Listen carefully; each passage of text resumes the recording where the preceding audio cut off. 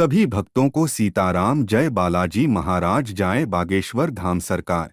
मंदोदरी को मजबूरी में करनी पड़ी थी रावण से शादी। पार्वती ने क्यों दिया था मंदोदरी को श्राप? ज्यादातर लोगों ने भगवान राम, सीता, राम के वनवास, राम रावण के युद्ध, हनुमान द्वारा लंका दहन समेत रामायण के पात्रों और घटनाओं से जुड़ी ना जाने कितनी कहानियां सुनी होंगी, लेकिन शायद ही कोई रामायण के अहम पात्र मंदोदरी के बारे में ज्यादा जानता होगा। वास्तव में रामायण में मंदोदरी का परिचय केवल रावण की पत्नी के रूप में नहीं बल्कि एक कर्तव्यपरायण और धर्म के रास्ते पर चलने वाली स्त्री के तौर पर किया गया है। Facebook, Twitter.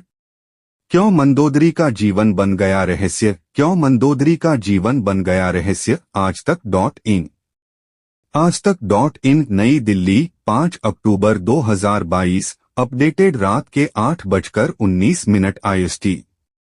Subscribe to notifications. हम सभी ने रामायण में रावण की पत्नी के रूप में मंदोदरी के बारे में सुना होगा, लेकिन मंदोदरी का परिचय केवल रावण की पत्नी तक सीमित नहीं है। रामायण में मंदोदरी का वर्णन बेहद सुंदर, पवित्र और धार्मिक महिला के रूप में किया गया है, जिसने एक तरफ सीता के अपहरण के लिए रावण की बार बार आलोचना की तो वहीं दूसरी तरफ एक कर्तव्यपरायण पत्नी की तरह लगातार अपने पति को धर्म के मार्ग की ओर अग्रसर करने का प्रयास करती रही। मंदोदरी की कहानी से दुनिया रही अछूती।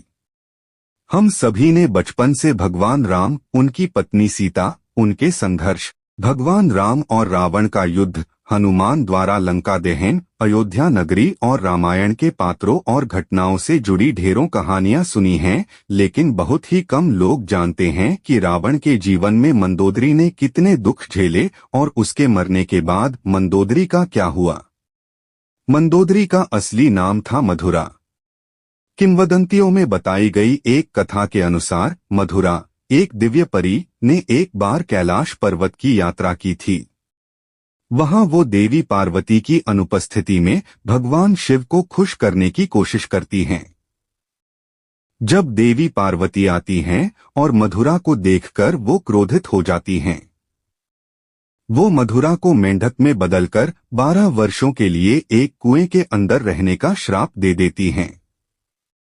इसके बाद भगवान शिव देवी पार्वती से श्राप को कम करने का अनुरोध करते हैं, लेकिन माता पार्वती वो श्राप वापस नहीं ले पाती हैं, लेकिन वो कहती हैं कि मधुरा 12 साल बाद अपने असली रूप में आ जाएगी।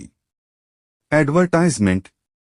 मायासुर और उनकी पत्नी हेमा की तपस्या। असुरों के राजा मायासुर और उनकी पत्नी हेमा के 2 पुत्र थे जिनका नाम मायावी और दुंदुम्भी था, लेकिन वो एक बेटी चाहते थे। इसलिए उन्होंने अपने बेटी पाने के लिए कठोर तपस्या करने का फैसला किया। जब वो दोनों कैलाश पर्वत पर तपस्या कर रहे थे, तब इस बीच मधुरा की 12 साल की कठोर तपस्या भी समाप्त होने वाली थी। जैसे ही मधुरा की तपस्या पूरी हुई, वो अपने मूल स्वरूप में आ गई और मदद के लिए चिल्लाने लगी। मायासुर और हेमा जो पास में ही तपस्या कर रहे थे, उन्होंने मधुरा की मदद की पुकार सुनी और तुरंत उसे कुएं से बाहर निकाल लिया।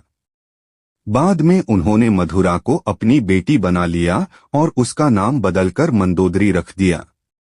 एडवर्टाइजमेंट। रावण ने की मंदोदरी से जबरदस्ती शादी। एक बार रावण मायासुर के महल में गया तो वहां उसने मंदोदरी को देखा और उस पर मोहित हो गया।